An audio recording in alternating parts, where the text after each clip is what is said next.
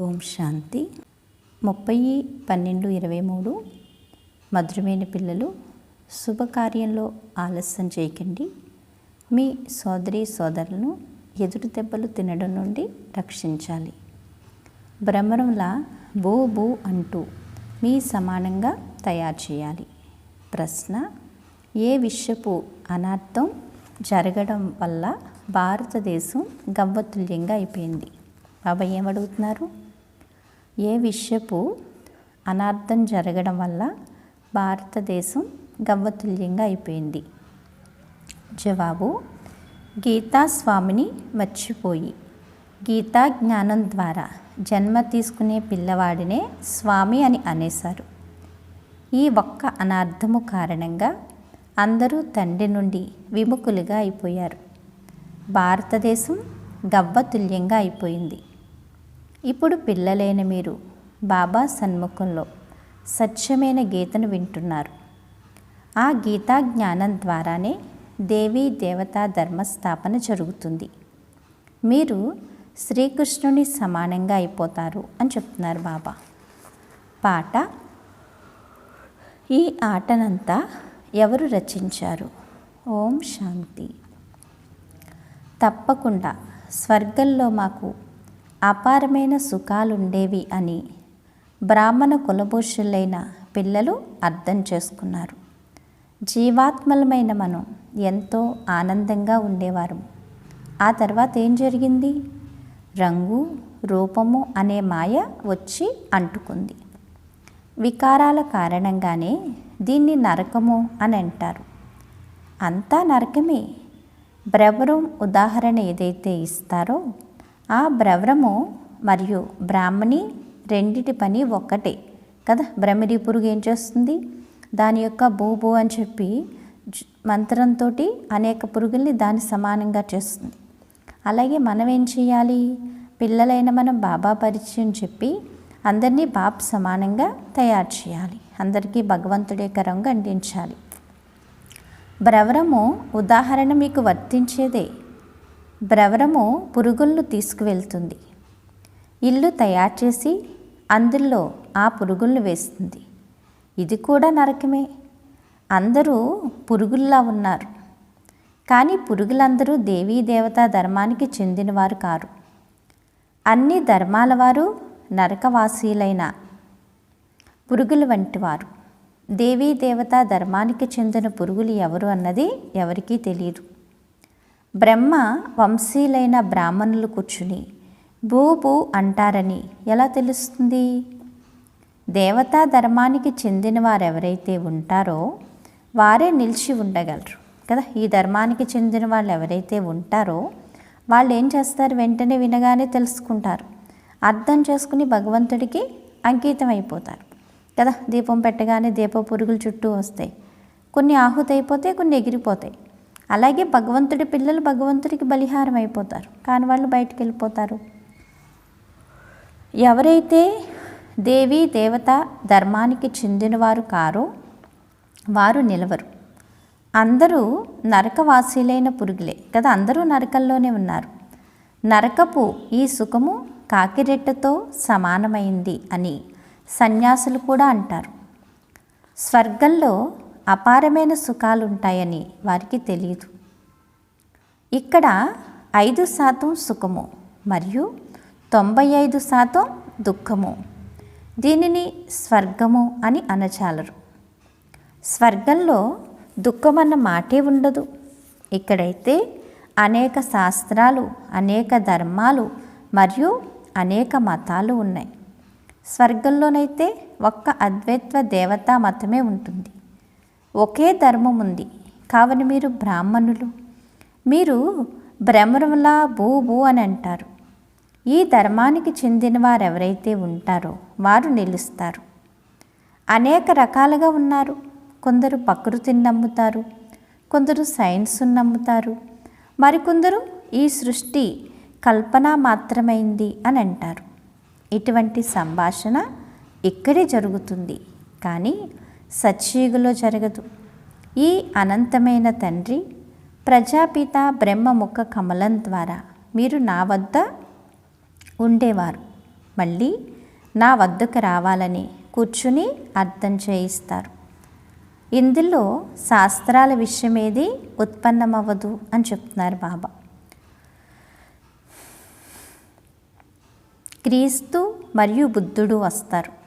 వారు కూడా వచ్చి వినిపిస్తారు. ఆ సమయంలో శాస్త్రాలన్న ప్రశ్నే ఉత్పన్నమవ్వచాలదు. క్రీస్తు ఏమన్నా బైబిల్ చదివాడా? అప్పుడు బైబిల్ అన్న మాటే ఉండదు. పిల్లలు, మీ స్థితిని చూసుకోండి.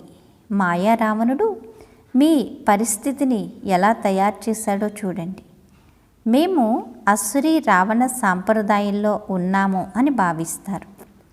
రావణుణ్ణి తగలబెడతారు, కానీ అతడు తగలబడడు. రావణుడు తగలబడడం ఎప్పుడు ఆగుతుంది అన్నది మనుషులకు తెలియదు. మీరు ఈశ్వరీయ దైవీ సాంప్రదాయం వారు. మీరు నా పిల్లలు. ఇప్పుడు నేను పిల్లలైన మీకు రాజయోగాన్ని నేర్పించేందుకు మళ్ళీ వచ్చాను కదా. కల్పకల్పం ప్రతి కల్పానికి లాస్ట్ బాబా ఏం చేస్తారు? కలియుగి లాస్ట్ సత్యుగి ఆది సమయంలోనే వచ్చి మనకి రాజయోగాన్ని నేర్పించి రాజులకే రాజులుగా తయారు చేస్తారు. అనేక ధర్మాలు ఉన్నాయి. వాటన్నిటి నుండి బయటపడేందుకు ఎంత కష్టపడవలసి వస్తుంది. గీత కూడా ఎక్కడి నుండి వచ్చింది? ఆది సనాతన ధర్మం ఏదైతే ఉందో వాటి గుర్తులు ఎక్కడి నుండి వెలువడ్డాయి? వాటిని ఋషులు మునులు కూర్చుని తయారు చేశారు. వాటిని ఇప్పటి వరకు వింటూ వచ్చారు కదా. బాబా చెప్తున్నారు, వేదాలను ఎవరు గానం చేశారు? వేదాలకు తండ్రి ఎవరు? నేను గీతా భగవాన్ని అని బాబా అంటారు. శివ బాబాయే గీతామాతను రచించారు కదా. సర్వశాస్త్రాలకి తల్లి ఎవరు? గీత అని చెప్తారు కదా.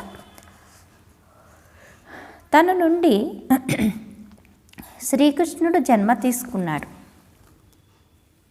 బాబా చెప్తున్నారు, అతనితో పాటు రాధ మొదలైన వారంతా వచ్చేస్తారు.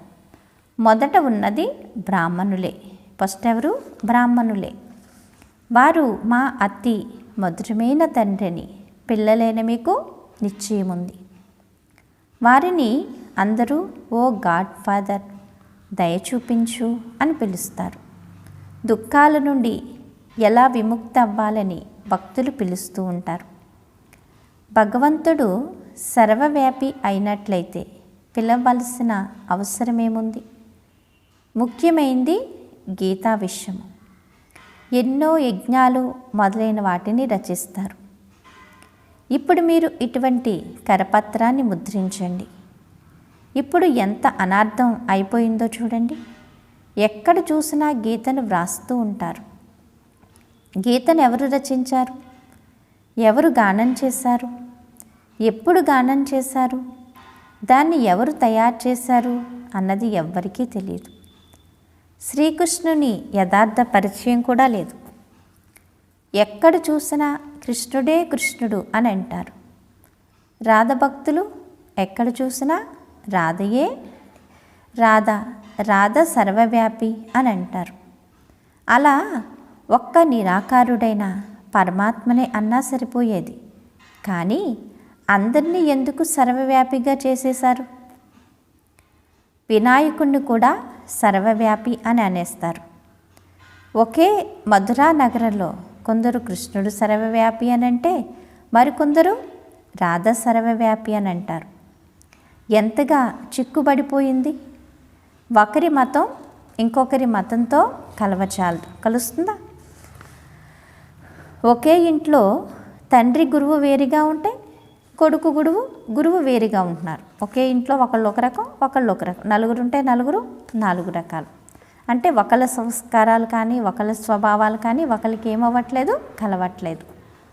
నిజానికి వానప్రస్థ అవస్థలోనే గురువుల వద్దకు వెళ్తారు.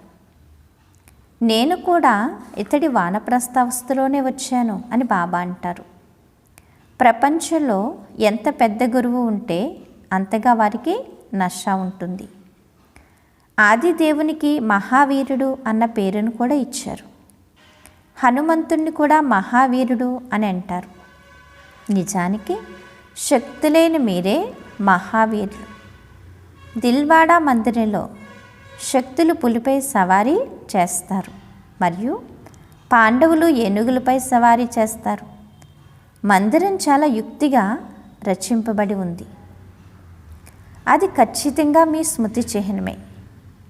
వారికి మీ చిత్రాలు ఇచ్చేందుకు మీరు ఆ సమయంలో ఉండరు. మందిరాలు ద్వాపరయుగంలో తయారయ్యాయి. మరి మీ చిత్రాలు ఎక్కడి నుండి వస్తాయి? సేవనైతే మీరు ఇప్పుడు చేస్తున్నారు. ఆ విషయాలన్నీ ఈ సమయానికి చెందినవే. వారు తర్వాత శాస్త్రాలు తయారు చేశారు. మనం గీత పేరును ప్రస్తావించకపోతే ఇది ఏ కొత్త ధర్మమో అని మనుషులు భావిస్తారు. ఎంతగా కష్టపడవలసి ఉంటుంది కదా. వారు ఈ ప్రపంచంలో కేవలం ధర్మస్థాపన చేస్తారు. మిమ్మల్ని అయితే బాబా కొత్త ప్రపంచం కొరకే తయారు చేస్తున్నారు కదా. బాబా చెప్తున్నారు ఈ ప్రపంచంలో వారు ధర్మాన్ని స్థాపన చేస్తారు. కానీ బాబా అయితే మనల్ని ఏం చేస్తున్నారు? కొత్త ప్రపంచానికి అధికారులుగా తయారు చేస్తున్నారు. మరి కష్టపడి తయారవ్వాలి అక్కర్లేదా? బాబా అంటారు, నా వంటి కర్తవ్యమును ఎవ్వరూ చేయలేరు. పద్ధతులందరినీ పావనంగా చేయాల్సి ఉంటుంది. ఇప్పుడు పిల్లలైన మీరు వార్నింగ్ ఇవ్వవలసి ఉంటుంది. భారతదేశంలో ఎంతో అనార్థం జరిగింది. ఆ కారణంగానే భారతదేశం గవ్వతుల్యంగా అయ్యింది. బాబా గీతామాత ద్వారా కృష్ణునికి జన్మనిచ్చారు. వారు మళ్ళీ కృష్ణుణ్ణే గీతాస్వామిగా చేసేశారు. శివుడే గీతాస్వామి. గీతాస్వామి ఎవరు? గీతని రచించింది ఎవరు? శివుడు. కృష్ణుడు కూడా ఎవరు? శివుడి సంతానం. కానీ అది ఎలా తారుమారయ్యింది? బాబా చెప్తున్నారు, తాను గీత ద్వారా కృష్ణుడికి జన్మనిచ్చారు. మీరందరూ సంజీవులు. వినిపించేవారు ఒక్క శివబాబాయే. అందరికీ వినిపించేది ఎవరు? బాబా ఒక్కరే. ప్రాచీన దేవీ దేవత ధర్మాన్ని రచించేవారు ఎవరు? ఈ విషయాలన్నిటినీ వ్రాయడంలో బుద్ధి కావాలి. గీత ద్వారా మనం జన్మ తీసుకుంటాము. మమ్మ రాధగా మరియు ఇతడు కృష్ణుడిగా అవుతాడు. ఇవి గుప్తమైన విషయాలు కదా. బ్రాహ్మణుల జన్మను ఎవరూ అర్థం చేసుకోలేరు.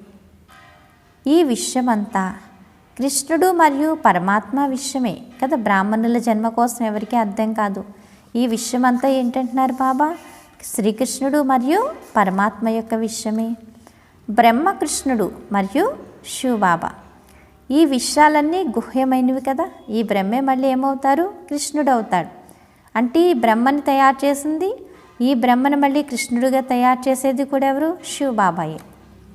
ఈ విషయాలను అర్థం చేసుకునేవారు చాలా వివేకవంతులై ఉండాలి. ఈ విషయాలన్నీ అర్థం చేసుకోవాలి అంటే చాలా తెలివిగా ఉండాలి.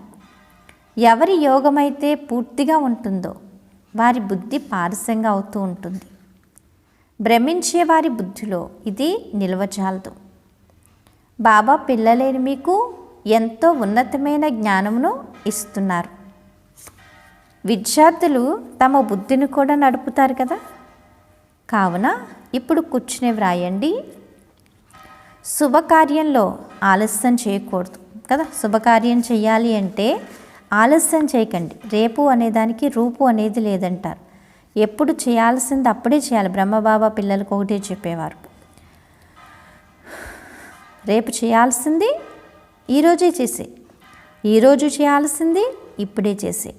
ఎందుకంటే తురంతు దానం మహాపుణ్యం. ఎప్పుడు అనుకున్నది అప్పుడు చేయడం వల్లే అందులో మనకి ఎంత ప్రారంధం రావాలో అంత వస్తుంది.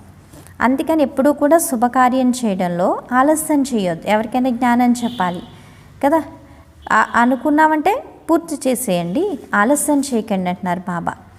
బాబాకి సేవలో మనం ఏదైనా సఫలం చేసుకోవాలి. ఎప్పుడు సంకల్పం వస్తే అప్పుడు ఆ సంకల్పాన్ని పూర్తి చేయాలి. సాగర్ని పిల్లలైన మీరు మీ సోదరులను రక్షించాలి. పాపం వారు ఎదురు దెబ్బలు తింటూ ఉంటారు. బీకేలు ఎంతగానో కష్టపడుతున్నారు. ఏదో ఒక విషయం అయితే ఉంటుంది కదా అని అంటారు. లక్షలాది కరపత్రాలు ముద్రించి గీతా పాఠశాలలు మొదలైన స్థానాల్లో పంచండి. భారతదేశం అవినాశీ ఖండము మరియు సర్వోత్తమ తీర్థస్థానం. భారతదేశం ఏంటి? అవినాశీ ఖండం అంటే అంతా వినాశనం అయిపోతుంది, కానీ భారతదేశం అయితే ఎప్పటికీ వినాశనం కాదు. ఈ భారత భూమిపైనే మళ్ళీ స్వర్గం యొక్క స్థాపన జరుగుతుంది. ఇది అన్ని తీర్థాలకి కూడా ఉన్నతమైన తీర్థస్థానం. ఏ తండ్రి అయితే అందరికీ సద్గతినిస్తారో వారి తీర్థస్థానమును తొలగించేశారు. కావున మళ్ళీ వారి పేరును ప్రఖ్యాతి చేయాలి కదా. భగవంతుడు అవతరించిన పుణ్యభూమి ఈ భారత భూమి. మరి ఇలాంటి పుణ్య భారత భూమిలో పుట్టిన మనం ఎంత ధన్యులం చెప్పండి. మరి బాబా అంటారు, పుష్పాలను స్వీకరించేందుకు అర్హుడు ఒక్క శివబాబాయే, మిగిలిందంతా వ్యర్థమే. గీతా పాఠశాలలు ఎన్నో ఉన్నాయి. మీరు వేషాన్ని మార్చి అక్కడికి వెళ్ళండి. వీరు బీకేలేమో అని భావిస్తారు, ఎందుకంటే ఇటువంటి ప్రశ్నలను ఎవరూ అడగలేరు కదా. బాబా చెప్పే ప్రశ్నలు ఇంకెవరూ అడగలేరు. ఆ ఆన్సర్లు ఎవరికీ కూడా తెలియవు బాబాకి తప్పించి. అచ్చా, బాబా కూర్చుని బ్రహ్మ తనువు ద్వారా ఈ విషయాలను అర్థం చేయిస్తారని అర్థం చేసుకున్నారు. ఏ తండ్రి అయితే స్వర్గాధిపతులుగా తయారు చేస్తారో వారిప్పుడు వచ్చారు. ఎప్పటి వరకైతే బ్రాహ్మణులుగా అవ్వరో అప్పటి వరకు దేవతలుగా అవ్వలేరు. బ్రాహ్మణ కులం దేవతల కన్నా ఉన్నతమైంది. అందరి ఆత్మ పావనంగా అవుతుంది. మీరు మళ్ళీ కొత్త ప్రపంచంలో పునర్జన్మలు తీసుకుంటారు అని చెప్తున్నారు బాబా. అచ్చా, మధురాతి మధురమైన ఆత్మీక పిల్లలకు మాతాపిత బాప్దాదాల ప్రియ స్మృతులు మరియు గుడ్ మార్నింగ్. ఆత్మీక పిల్లలకు ఆత్మీక తండ్రి నమస్తే. రాత్రి క్లాసు 12/1/69. పిల్లలైన మీరు ఒక్క బాబా స్మృతిలో కూర్చున్నారు. పిల్లలైన మీరంతా ఇప్పుడు ఎక్కడ కూర్చున్నారు? ఒక్క బాబా స్మృతిలో కూర్చున్నారు. ఒక్కరి స్మృతిలో ఉండడమే అవ్యాభిచారి స్మృతి అని బాబా అంటారు కదా. ఒక బాబా తప్పించి ఇంకెవరు కూడా మనకి గుర్తుండకూడదు అని చెప్తున్నారు. ఇక్కడ కూర్చుని ఉన్నప్పుడు కూడా ఇంకెవరి స్మృతి అయినా కలిగినట్లయితే దాన్ని వ్యభిచారి స్మృతి అని అంటారు. తినడం, తాగడం, ఉండడం అంతా ఒక ఇంట్లోనే ఉంటుంది. ఇతరులను స్మృతి చేయడం మోసమవుతుంది. భక్తి కూడా ఎప్పటి వరకైతే శివబాబానే చేస్తారో అప్పటి వరకు అవ్యాభిచారి భక్తి. మళ్ళీ ఇతరులను స్మృతి చేయడం వ్యభిచారి భక్తి అవుతుంది. ఇప్పుడు పిల్లలైన మీకు జ్ఞానం లభించింది. ఒక్క తండ్రి ఎంత అద్భుతాన్ని చేస్తారు.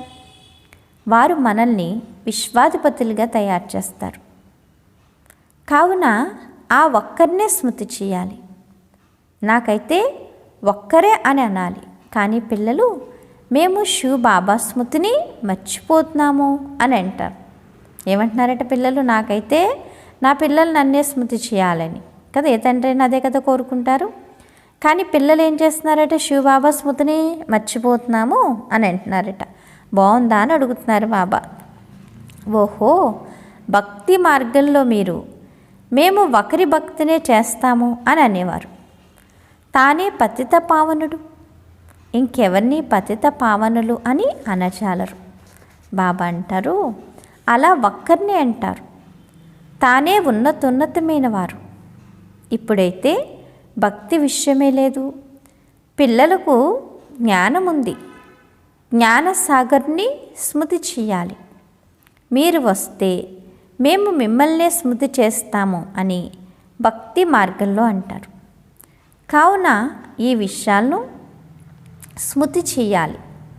మేము ఒక్క బాబాను స్మృతి చేస్తున్నామా, లేక అనేక మిత్ర సంబంధికులు మొదలైన వారిని స్మృతి చేస్తున్నామా అని ప్రతి ఒక్కరూ తమను తాము ప్రశ్నించుకోవాలి. ఒక్క బాబాతోనే మనసు పెట్టుకోవాలి. ఒక్క బాబాతో ఏం చేయాలి? మనసు పెట్టుకోవాలి. మనసు ఇతర వైపులకు భ్రమించినట్లయితే స్మృతి వ్యభిచారిగా అయిపోతుంది. పిల్లలు నన్నొక్కడినే స్మృతి చెయ్యండి అని బాబా అంటారు. మళ్ళీ మీకు అక్కడ దైవీ సంబంధికులు లభిస్తారు. కొత్త ప్రపంచంలో అందరూ కొత్తగా లభిస్తారు. మేము ఎవరిని స్మృతి చేస్తున్నాము అని మిమ్మల్ని మీరు పరిశీలించుకోవాలి. మీరు పారలౌకిక తండ్రినైనా నన్ను స్మృతి చెయ్యండి, నేనే పతిత పావనుణ్ణి అని బాబా అంటారు. బాబా చెప్తున్నారు, ప్రయత్నించి ఇతర వైపుల నుండి బుద్ధి యోగాన్ని తప్పించి బాబాను స్మృతి చేయాలి. ఎంతగా స్మృతి చేస్తారో అంతగా పాపాలు అంతమవుతాయి. ఎంతగా మనం స్మృతి చేస్తామో అంతగా బాబా కూడా స్మృతి చేస్తారని కాదు. వారు తమ పాపాలనేమీ అంతం చేసుకోనక్కర్లేదు కదా. బాబా ఏమైనా అంతం చేసుకోవాలా? పాపాలని మనమే అంతం చేసుకోవాలి. కర్మల లెక్కాచారాన్ని మనమే తీర్చుకోవాలి. అందుకని నిరంతరం బాబాని స్మృతి కూడా ఎవరు చేయాలి? మనమే చేయాలి. బాబా చెయ్యక్కర్లేదు. అయినప్పటికీ బాబా పిల్లల మీద ప్రేమ కొద్దీ పిల్లల్ని బాబా తలుచుకుంటూనే ఉంటారు. తలుచుకోకుండా ఉంటారా? మనం ఒక్కసారి తలుచుకుంటే బాబా 1000 సార్లు తలుచుకుంటారు పిల్లల్ని. తండ్రి ప్రేమగా తలుచుకుంటాడు. మనము తండ్రిని ప్రేమగానే తలుచుకోవాలి. ఆ తలుచుకోవడం వల్ల మన జన్మజన్మల వికర్మలు ఏవైతే ఉన్నాయో అవన్నీ వినాశనం అయిపోతాయి. ఇప్పుడు పావనంగా అయ్యేందుకు మీరు ఇక్కడ కూర్చున్నారు. బాబా కూడా ఇక్కడే ఉన్నారు. వారికి తమ శరీరం అయితే లేదు. వారు అద్దెకు తీసుకున్నారు.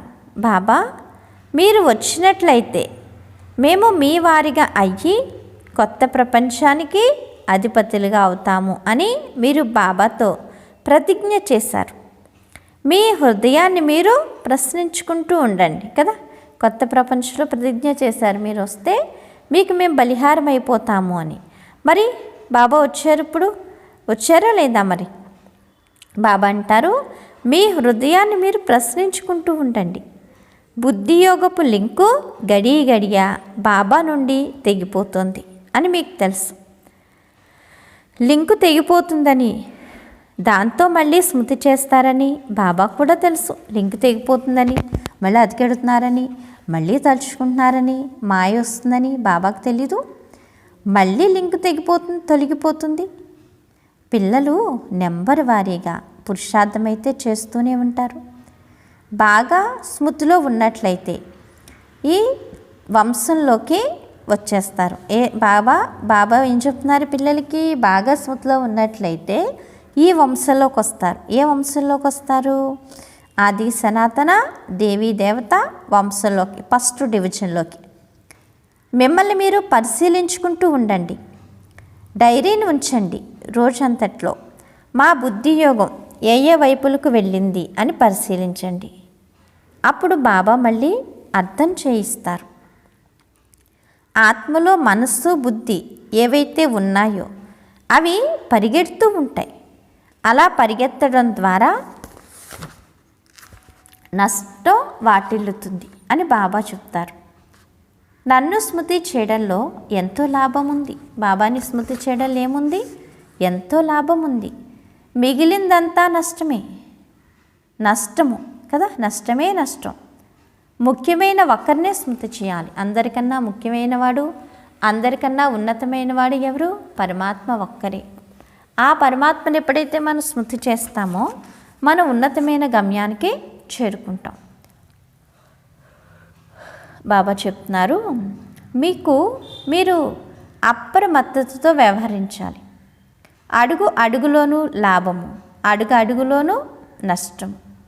84 జన్మలు దేహదాలను స్మృతి చేస్తూ నష్టమునే పొందారు. ఒక్కరోజు గడుస్తూ 5000 సంవత్సరాలు గడిచిపోయాయి. అంతా నష్టమే వాటిల్లింది. ఇప్పుడు బాబా స్మృతిలో ఉంటూ లాభాన్ని పొందాలి అని చెప్తున్నారు బాబా.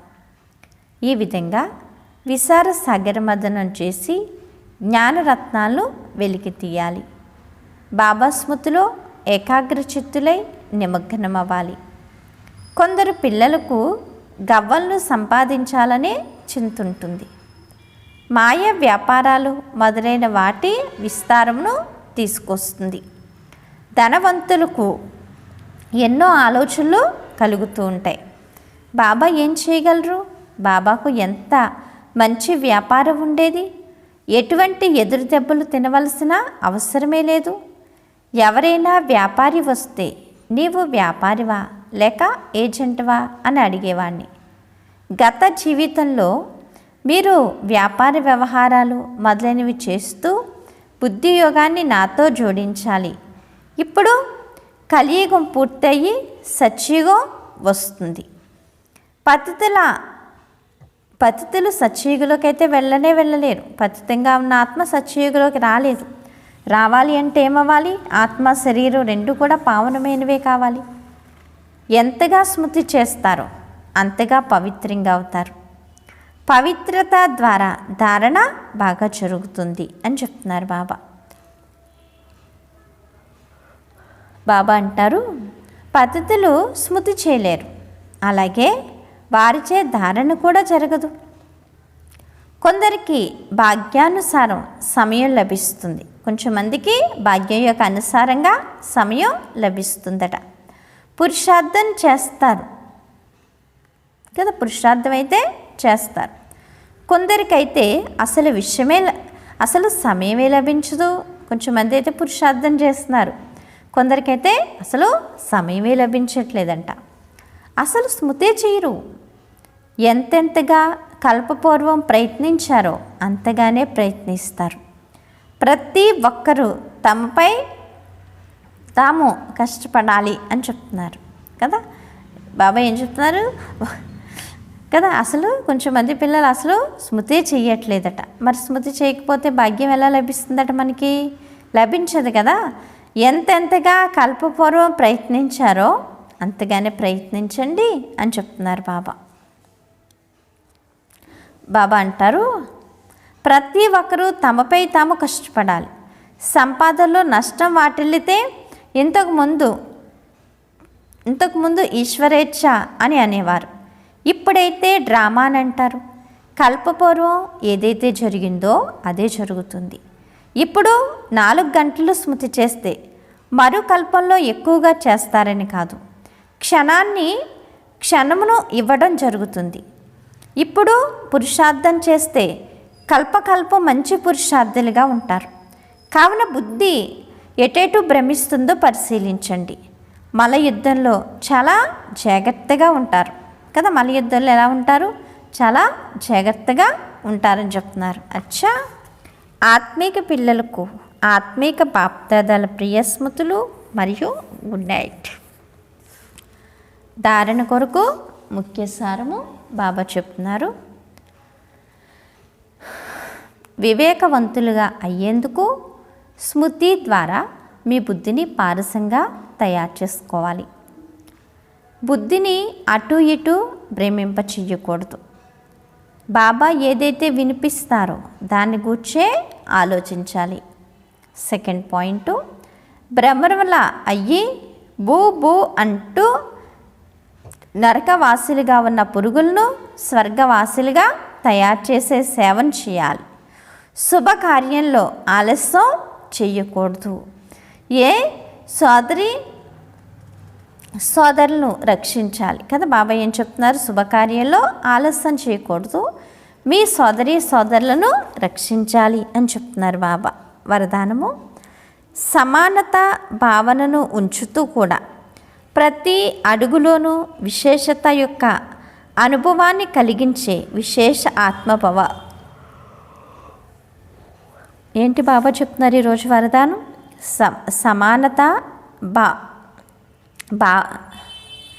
సమానత యొక్క భావనను ఉంచుతూ ప్రతి అడుగులోనూ విశేషత యొక్క అనుభవాన్ని కలిగించే విశేష ఆత్మభవ. పిల్లలు ప్రతి ఒక్కరికి వారి వారి విశేషతలు ఉన్నాయి కదా. పిల్లలు ప్రతి ఒక్కరికి ఏమున్నాయి? ఎవరి విశేషతలు వాళ్ళకున్నాయి. విశేష ఆత్మల కర్మలు సాధారణ ఆత్మల కన్నా భిన్నంగా ఉంటాయి. ప్రతి ఒక్కరిపైన సమానతా భావం ఉంచాలి. కానీ వీరి విశేష ఆత్మలు అని అనిపించాలి. విశేష ఆత్మలు అనగా విశేష కర్మలు చేసేవారు. కేవలం అనేవారు కాదు, వీరు స్నేహపు బండారము అని. ప్రతి అడుగులోనూ ప్రతి దృష్టిలోనూ స్నేహము అందరికీ అనుభవం అవ్వాలి. ఇదే కదా విశేషత బండారము. ప్రతి అడుగులోనూ ప్రతి దృష్టిలోనూ సహనం అందరికీ అనుభవం అవ్వాలి. ఇదే కదా విశేషత బాబా చెప్తున్నారు. ఎందుకంటే విశేషతాత్మలు ఎలా ఉండాలి? కర్మలు విశేషంగా ఉండాలంట.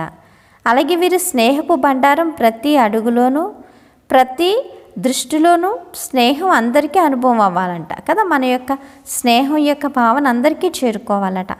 ఇదే కదా విశేషత అని చెప్తున్నారు బాబా. స్లోగన్ను: ఈ సృష్టి వినాశనానికి ముందే మీ లోపాలను మరియు బలహీనతలను నాశనం చెయ్యండి. బాబా ఏమంటున్నారు? ఈ సృష్టి వినాశనానికి ముందే మీ లోపాలను మరియు బలహీనతలను నాశనం చెయ్యండి అని చెప్తున్నారు బాబా. అచ్చా, ఓం శాంతి. మధురాతి మధురమైన ఆత్మీక తండ్రికి ఆత్మీక పిల్లల యొక్క ప్రియ స్మృతులు. గుడ్ మార్నింగ్ మరియు నమస్తే. నమస్తే నమస్తే. మధురమైన బాబా, ప్రియమైన బాబా, నా బాబా, ధన్యవాదాలు బాబా. ఓం శాంతి. ఈరోజు స్వమాను నేను విశేషత సంపన్న ఆత్మను అనుకోండి. విశేషతలతో ఎలా అయిపోవాలి? సంపన్నంగా అవ్వాలి. అప్పుడే సంపూర్ణంగా అవ్వగలుగుతాం. అచ్చా, ఓం శాంతి.